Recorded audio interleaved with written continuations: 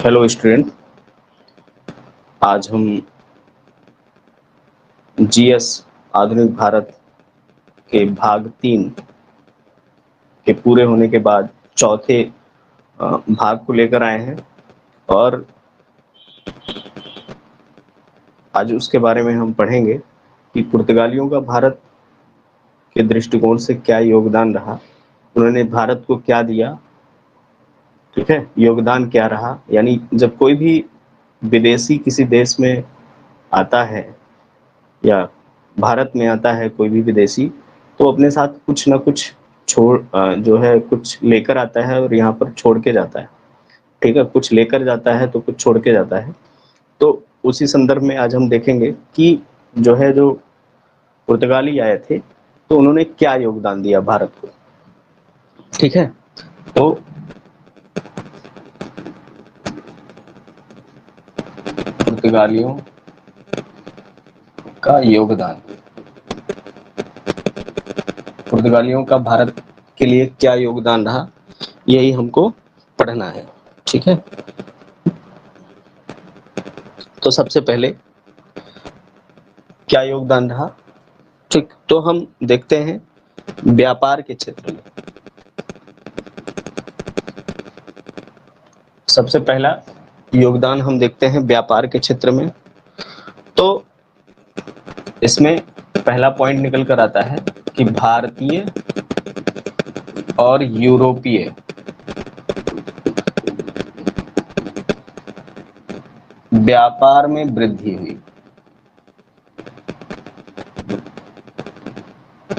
हुई। ठीक है, भारतीय यूरोपीय व्यापार में वृद्धि हुई। पहला तो ये योगदान हुआ।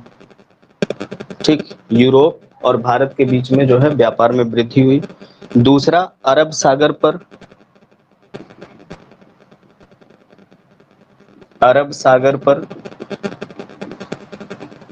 अरब देशों का व्यापारिक प्रभुत्व समाप्त हो गया।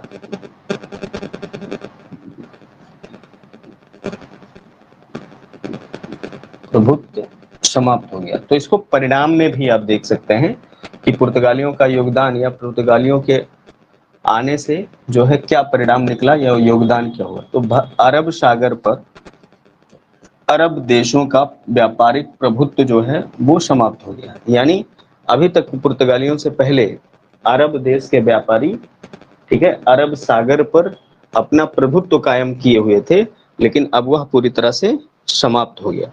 फिर भारत, अगला जो योगदान या अगला जो परिणाम निकला, भारत और जापान के मध्य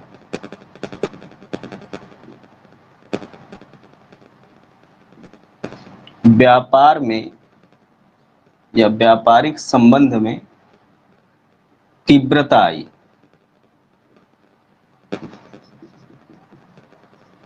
ठीक है, तीव्रता आई। भारत और जापान के मध्य व्यापारिक संबंध में तीव्रता आई।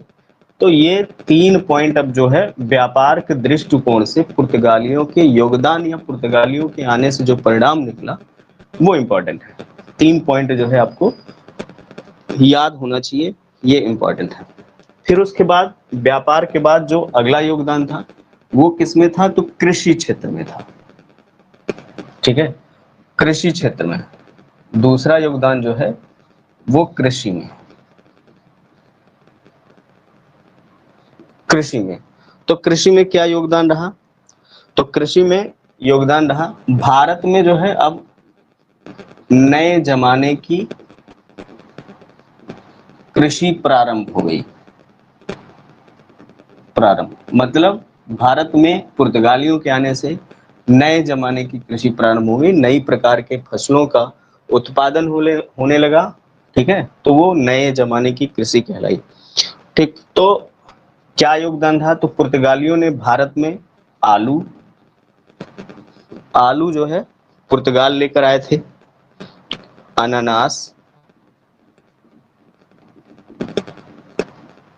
ठीक, अनानास, काजू, पपीता, टमाटर, काजू, पपीता, टमाटर, लौकी, ठीक, लौकी, मूंगफली, तंबाकू आदि, मूंगफली, तंबाकू आदि लेकर आए और भारत में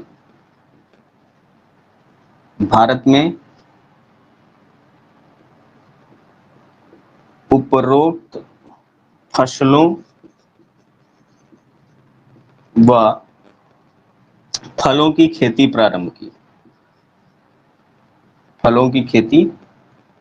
की। ठीक है, तो ये पूछा जाता है कि भारत में अनानास लाने का श्रेय किसे दिया जाता है, तो पुर्तगालियों को। ठीक है, लौकी मूंगफली कौन लेके आए, पुर्तगाली। तो ये लौकी मूंगफली अनानास काजू ये सब पूछा गया है एग्जाम में। ठीक है, पूछा गया है कि कौन लेकर आए थे, तो पुर्तगाली लेकर आए थे इसको। ठीक, और फिर उसके बाद क्या योगदान रहा इनका, तो योगदान यह रहा कि भारत में जो है प्रिंटिंग प्रेस की स्थापना की गई। पुर्तगालियों द्वारा भारत में प्रिंटिंग प्रेस की स्थापना की गई। तीसरा योगदान रहा जो कृषि के अतिरिक्त रहा, भारत में प्रिंटिंग प्रेस की स्थापना पुर्तगालियों ने की।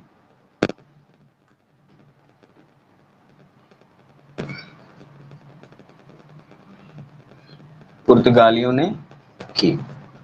ठीक है, तो ये फैक्ट है, इनको ऐसे ही सीधे सीधे याद कर लेना है, बहुत ज्यादा समझिए कि क्या कहते हैं, वो नहीं है, कहानी नहीं है, बस फैक्ट है, इनको सीधे सीधे याद कर लेना है। ठीक है, और कुछ नहीं है। तो ये पूछा भी गया है कि भारत में प्रिंटिंग प्रेस यानी छपाई की शुरुआत किसने की थी, तो पुर्तगालियों ने की थी। तो इस तरह से संबंधित जो है प्रश्न पूछे गए हैं कई बार एग्जाम में, तो ये आपको याद रखना है। चलिए आगे देखते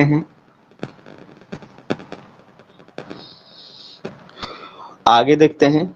चौथा अगला जो है क्या योगदान था, तो स्थापत्य कला। ठीक, स्थापत्य कला का भी योगदान रहा इनका।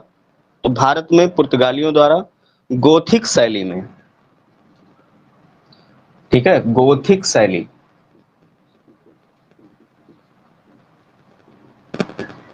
गिरजाघरों का निर्माण,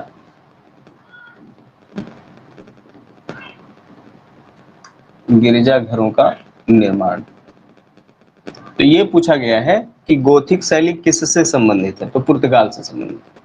ठीक है, गोथिक शैली किससे संबंधित है, पुर्तगाल से। और अन्य भवनों का निर्माण तथा इसके साथ ही अन्य भवनों का निर्माण हुआ।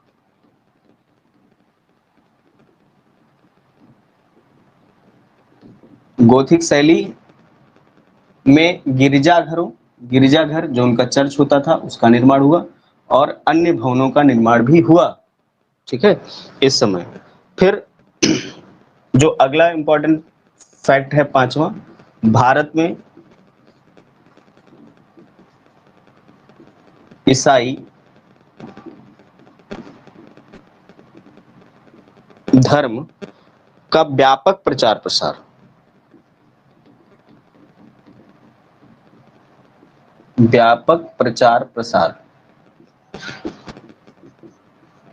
ठीक है, बड़े पैमाने पर जो है ईसाई धर्म का प्रचार प्रसार हुआ भारत में उस समय। फिर अगला जो छठा योगदान था इनका क्या, और छठा योगदान क्या, आप ऐसे भी समझ सकते हैं कि व्यापक प्रचार प्रसार में ईसाई धर्म के कौन लोग आए थे। ठीक है, तो सेंट थॉमस पहला जो है ईसाई पादरी था, सेंट टॉमस। ठीक है, इसको आप ऐसे भी लिख सकते हैं, सेंट थॉमस लिखा जाता है लेकिन पढ़ा जाता है सेंट टॉमस। ठीक, ये पहला ईसाई पादरी, पहला पुर्तगाली ईसाई पादरी जो भारत आया था।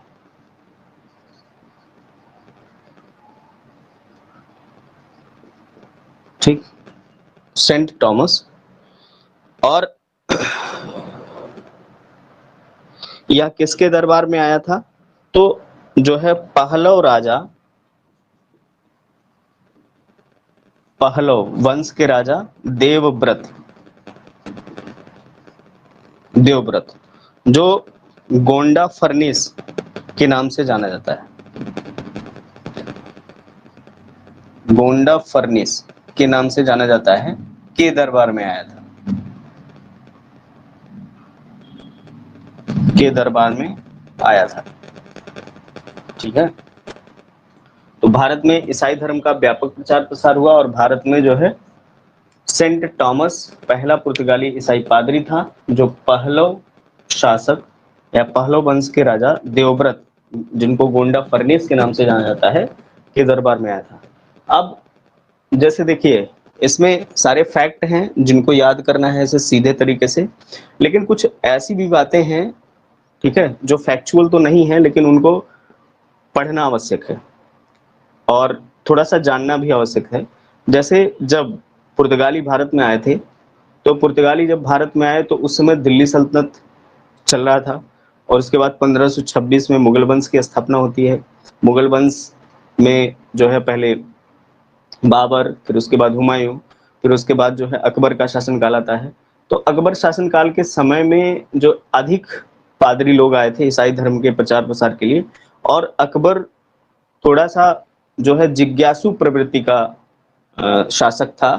जिज्ञासु का मतलब उसे अलग अलग धर्मों के बारे में जानने की विशेष रुचि होती थी, तो उसने जो है ईसाई धर्म के बारे में भी जानने का प्रयास किया। तो जब ईसाई धर्म के बारे में जानने का प्रयास किया तो ये जो पुर्तगाली थे इन्होंने सोचा कि ये अवश्य ही जो है ईसाई धर्म की तरफ मतलब मुड़ना चाहता है या ईसाई धर्म को अपनाना चाहता है। तो ये एक इनकी लालच थी, और यही नहीं, इन्हीं की नहीं, जितने भी यूरोपीय कंट्री थी, अंग्रेज भी थे आए थे, उनके भी कुछ ईसाई पादरी आए थे भारत में, और वो लोग भी चाहते थे कि भारत में ईसाईत्व का प्रभुत्व हो। ठीक है, तो इनका एक जो है छिपा हुआ एजेंडा हुआ करता था। ठीक, तो इस तरह से पुर्तगाल से संबंधित चैप्टर समाप्त हुआ। और हमने कल बताया था कि पुर्तगाल किसी युद्ध में अगर जीते तो क्यों जीते थे, और युद्ध में हारे तो क्यों हारे थे। ठीक है, तो जीते क्यों थे? क्योंकि इनके पास नौसैनिक शक्ति जो है काफी प्रबल थी।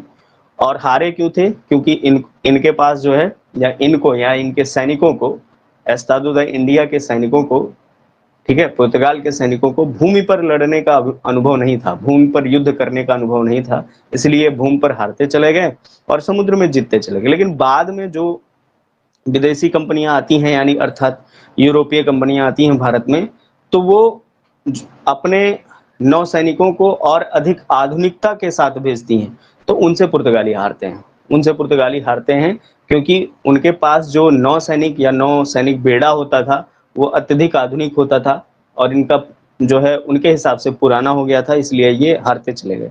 ठीक, तो इस तरह से पुर्तगाल चैप्टर जो है आज समाप्त होता है।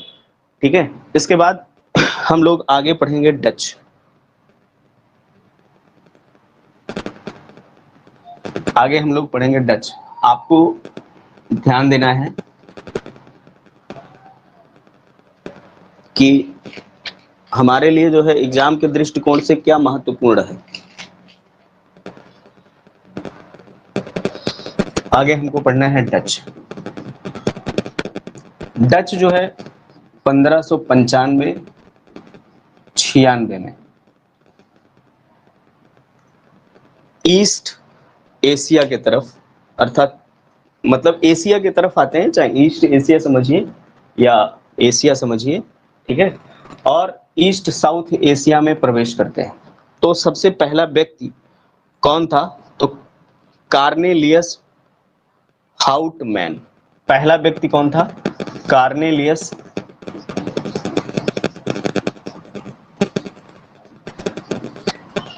हाउटमैन था, जो 1595 में जो है भारतीय महासागर में अर्थात हिंद महासागर में प्रवेश करके जो है कहाँ सबसे पहले जाता है, तो ये सबसे पहले जाता है पूर्वी जगत द्वीपों पर। ठीक है, पूर्वी जगत द्वीपों पर। तो पूर्वी जगत द्वीप का मतलब है इंडोनेशिया के क्षेत्र में जाता है। इंडोनेशिया के क्षेत्र में सुमात्रा द्वीप है, सुमात्रा द्वीप, और वहां के जो है बांटम बांटम राज्य के राजा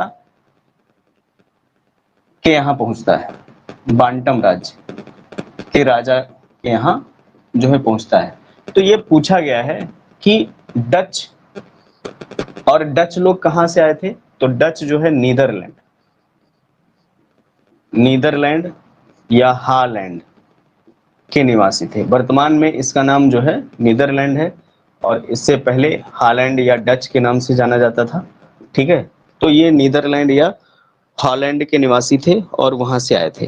ठीक, तो बांटम के राजा के पास पहुंचकर इसने सबसे पहले जो है संधि की, और संधि के माध्यम से वहां के मसालों पर, ठीक है, यानी मसाले का व्यापार करने के लिए आए थे। इनका एक उद्देश्य यही था कि व्यापार करना हो। ठीक, तो ये याद रखना है कि जो कार्नेलियस हाउटमैन था वह कहाँ गया, भारत में नहीं आया था, भारत में नहीं आया था, इंडोनेशिया के द्वीप सुमात्रा पर पहुंचा था, और वहां पर शासक जो था वो बांटम का शासक कहलाता था, और वहां पे पहुंचा और वहां के राजा से संधि की।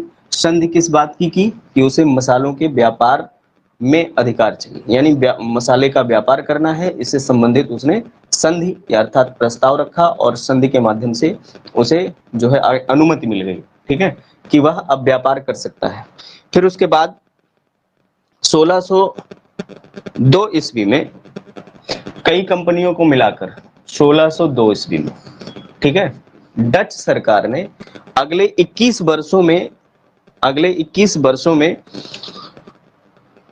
एक व्यापारिक कंपनी, यानी अगले 21 वर्षों के लिए, यानी अगले 21 वर्षों में व्यापार के लिए जो है एक कंपनी की स्थापना की, जिसका नाम क्या था, जिसका नाम था वेरिंग दे ओस्ट इंडिसे कंपनी। वेरिंग दे, ये पूछा गया है, ओस्ट इंडिसे कंपनी। ठीक है, वेरिंग दे ओस्ट इंडिसे कंपनी, इस कंपनी की स्थापना की। ठीक, और यह कंपनी जो है पुरानी, यानी United East India Company of Netherland का नया नाम था। United East India Company of Netherland का पुराना नाम था, यानी इसी कंपनी को, ठीक है, क्या नाम दे दिया गया, वेरिंग दे ओस्ट इंडिसे कंपनी। तो इस नाम से जो है भारत में कंपनी आई। कब आती है वह, 1602 ईस्वी में। 1602 ईस्वी में यह कंपनी आती है, और इस कंपनी को जो है व्यापक अधिकार मिला था भारत में या पूर्वोत्तर क्षेत्र में, ये सॉरी पूर्व के देशों में अर्थात भारत में और इंडोनेशिया जैसे देशों में 21 वर्ष के लिए व्यापार करने का। वहां की सरकार ने इसको व्यापक अधिकार प्रदान किए थे। व्यापक अधिकार का मतलब ये यहाँ पर फैक्ट्री बनाएंगे, फैक्ट्री अर्थात अपनी जो है कोठी स्थापित करेंगे, कोठी स्थापित करेंगे, दुर्ग बनाएंगे, उस पर जो है अपना शासन चलाएंगे। तो ये सब व्यापक अधिकार के अंतर्गत जो है डच सरकार ने, उस समय डच की जो सरकार थी उसने इस कंपनी को छूट प्रदान की थी पिछले 21 वर्षों के लिए। ठीक है, तो ये आपको याद रखना है। कार्नेलियस हाउटमैन को कहाँ पहुंचा था ये, तो बांटम पहुंचा था, सुमात्रा द्वीप, वहां के राजा से संधि के माध्यम से मसाले पर व्यापार के लिए अनुमति मांगी, और संधि के माध्यम से उसे अनुमति मिल भी गई। और भारत में 1602 ईस्वी में वेरिंग दे ओस्ट इंडिसे कंपनी पहुंचती है, और जिसे नीदरलैंड की सरकार ने अर्थात डच सरकार ने पिछले 21 वर्षों के लिए, मतलब आगे 21 वर्षों के लिए ठीक है, व्यापक अधिकार के साथ व्यापार करने का अधिकार दिया था, व्यापार करने का, और उसके साथ साथ जो है फैक्ट्री स्थापित करने का आदि का अधिकार दिया था। तो ये आपको याद रखना है। चलिए आगे देखते हैं, ज्यादा डिटेल में नहीं जाना है, आगे देखते हैं आगे क्या हुआ था डच के साथ। तो अब भारत के दृष्टिकोण से ज्यादा आवश्यक है, ठीक है। तो भारत में डच कंपनी जब आई तो सबसे पहले इन्होंने, ठीक है, गोलकुंडा के सुल्तान के फरमान के बाद, गोलकुंडा के सुल्तान के फरमान के बाद मसूलीपट्टनम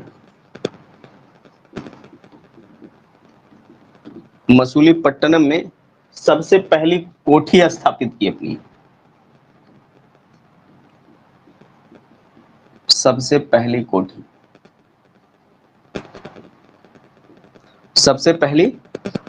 स्थापित की। और यह कब की इन्होंने, तो 1605 ईस्वी। वर्ष पूछा जा सकता है, याद करना है, ठीक है। लेकिन ये तो जरूर याद होना चाहिए कि डच ने सबसे पहली कोठी कहां पर स्थापित की, तो मसूलीपट्टनम वर्तमान के आंध्र प्रदेश में है, मसूलीपट्टनम, जिसको आज मछलीपट्टनम के नाम से जाना जाता है, ठीक। फिर उसके बाद 1610 ईस्वी में, 1610 ईस्वी में इन्होंने चंद्रगिरी के राजा की सहायता से, चंद्रगिरी के राजा की सहायता से, ठीक, सहायता से पुलिकट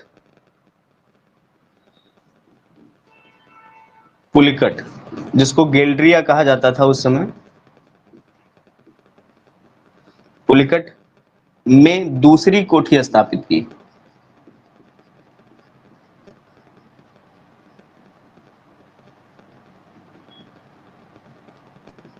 पुलिकट में दूसरी कोठी स्थापित की चंद्रगिरी के राजा की सहायता से, ठीक है, पुलिकट में दूसरी कोठी स्थापित की।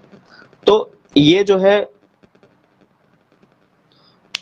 जो पुलिकट में दूसरी कोठी स्थापित की गई, यह व्यापारिक केंद्र बनाया गया, ठीक है। यह एक व्यापारिक केंद्र था, व्यापारिक केंद्र बन गया, और यहीं पर इन्होंने अपने सिक्के की ढलाई शुरू की, यानी डचों ने अपना सिक्का ढाला, अपना सिक्का ढालना शुरू किया, या ढाला, जिसे किस नाम से जाना जाता है, स्वर्ण पैगोडा। ये याद रखना है, स्वर्ण पैगोडा कहा जाता है, ठीक है। तो कहा इन्होंने, तो पुलिकट से, यानी पुलिकट में स्वर्ण पैगोडा नामक सिक्का ढाला करते थे ये। और ये कैसा सिक्का होता था, सोने का सिक्का होता था, ठीक है, सोने का सिक्का होता था। चलिए फिर उसके बाद इन्होंने पुलिकट को ही अपनी राजधानी बना ली थी। पहले इन्होंने पुलिकट को अपनी राजधानी बनाई, और बाद में पुलिकट से अपनी राजधानी नागपट्टनम को स्थानांतरित की, ठीक। तो ये पॉइंट भी लिख लीजिए, डचों की पहली राजधानी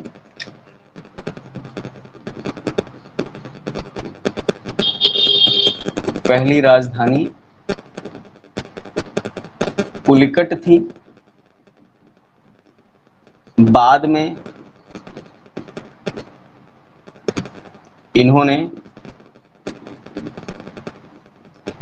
नागपट्टनम में स्थानांतरित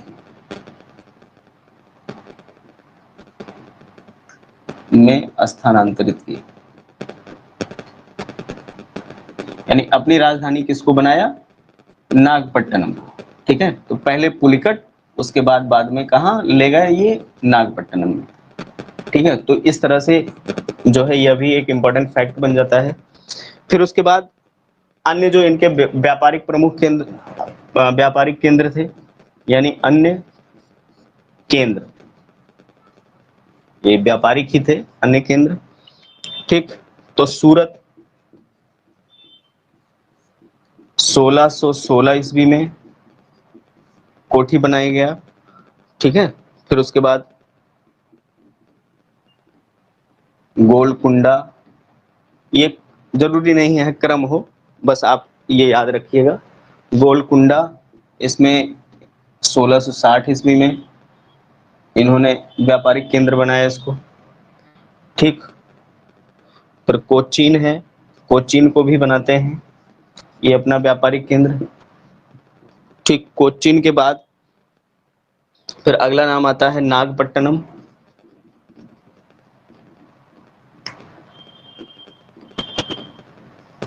नागपट्टनम, और नागपट्टनम को इन्होंने कब बनाया था, तो 1658 ईस्वी में। 1658 ईस्वी में। ये जरूरी नहीं है कि आपको ईस्वी याद रखना पड़े, बस ये याद रखना है कि इनकी कोठियां कहाँ कहाँ थी, इससे संबंधित पूछा जा सकता है। ठीक है, और किस तरह के प्रश्न आएंगे तो हम बताएंगे। मसूलीपट्टनम आपने देख ही लिया है। ठीक, मसूलीपट्टनम, फिर उसके बाद पिपली। पिपली नामक स्थान है कहाँ, तो ये है बंगाल के क्षेत्र में। बंगाल में इन्होंने अपनी पहली कोठी बनाई थी पिपली नामक स्थान पर। बंगाल में पहली कोठी, पहली कोठी। ठीक है, तो ये कब बनाई, तो ये बनाई थी 1627 ईस्वी में। ठीक, पिपली बंगाल में पहली कोठी बनाई इन्होंने, और कब बनाई, तो 1627 ईस्वी में बंगाल में बनाई। ठीक है, बंगाल में पहली कोठी थी। उसके बाद एक नाम आता है कासिम बाजार। कासिम बाजार, तो यह भी बंगाल में ही है, और यह कब बनाई गई, तो 1658 ईस्वी में। पटना, पटना भी 1658 ईस्वी में। पटना के बाद एक नाम आता है चिनसुरा। चिनसुरा, ठीक है, तो चिनसुरा में भी इन्होंने जो है अपनी फैक्ट्री स्थापित की, और संभवतः 1653 ईस्वी में। 1653 ईस्वी में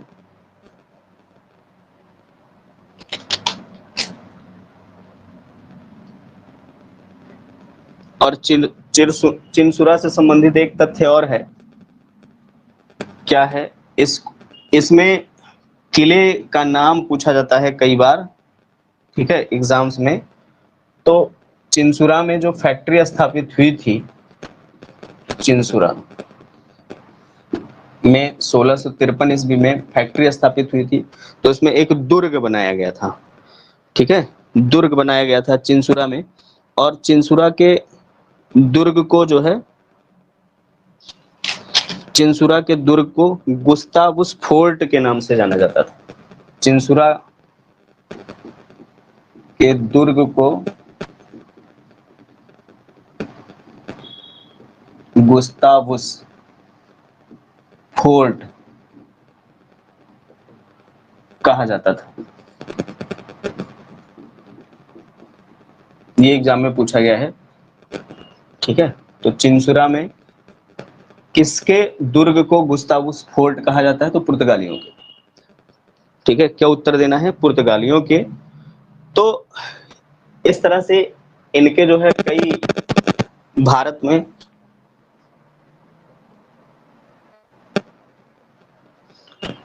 में कई जो है फैक्ट्रियां स्थापित हुई थी, या कई कोठियां स्थापित हुई थी। ठीक, तो ये जो है आपको इतना पता चल गया, याद होना चाहिए, सारे तथ्य क्लियर होने चाहिए। चलिए अब देखते हैं और क्या घटनाएं घटी थी। तो औरंगजेब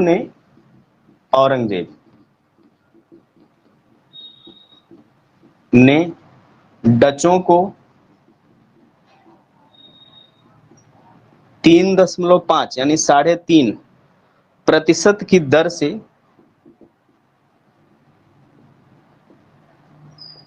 चुंगी चुकाने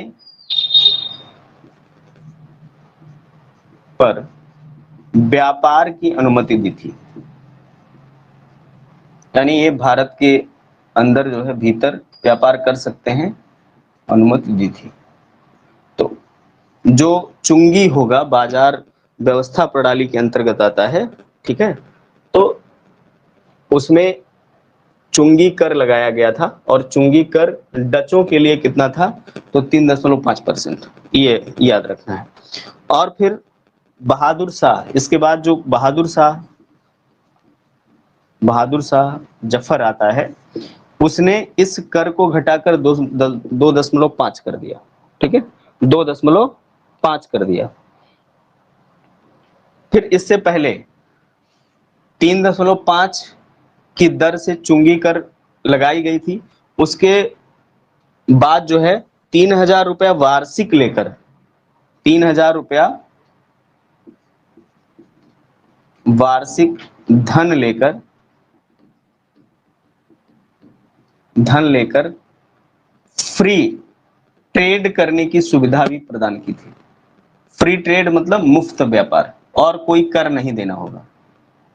फ्री ट्रेड की सुविधा प्रदान की थी, औरंगजेब ने ही सुविधा प्रदान की थी, ठीक है। तो औरंगजेब ने डचों को 3.5 की दर से चुंगी कर चुकाने पर व्यापार की अनुमति दी थी। उसके साथ साथ 3,000 रुपए वार्षिक धन लेकर फ्री ट्रेड की सुविधा प्रदान की थी। बहादुर शाह ने चुंगी कर को घटाकर 2.5% कर दिया, 2.5% कर दिया था, ठीक है। तो इस तरह से ये डच से संबंधित मामला है। और इसके बाद हम चलते हैं जो अंतिम महत्वपूर्ण बिंदु है डचों के बारे में भारत में। तो डचों की व्यापारिक वस्तुएं क्या थी, यानी किससे ये व्यापार करते थे। व्यापारिक वस्तुएं कौन कौन सी वस्तु थी जो ये अपने व्यापार में प्रयोग करते थे। तो केंद्र है मसूलीपट्टनम। मसूलीपट्टनम से ये किसका व्यापार करते थे, तो नील का, नील, मसूलीपट्टनम से नील का। आगरा में भी इनकी कोठी थी, ठीक है। आगरा से किसका व्यापार करते थे, तो नील का, यहां भी नील होगा। फिर उसके बाद भड़ोच गुजरात के क्षेत्र में पड़ता है। तो यहां से सूती वस्त्र